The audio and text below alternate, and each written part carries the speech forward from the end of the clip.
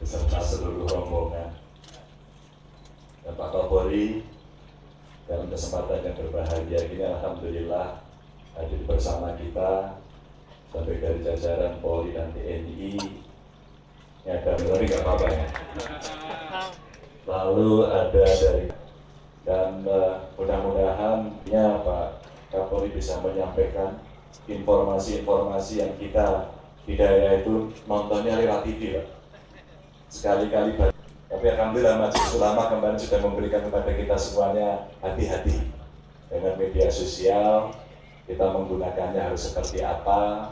Ketika Gus Mustada, mudah-mudahan dalam Ramadan ini kita bisa bersama-sama beribadah dan ibadahnya lancar. Dan ibadah puasa kita diterima Allah SWT semuanya.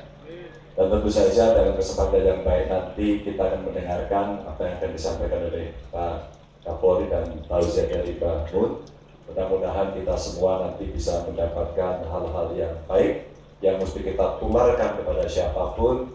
Kita menjaga secara bersama-sama dan hidupnya tetap ayem, tentrem, dan bahagia. Itu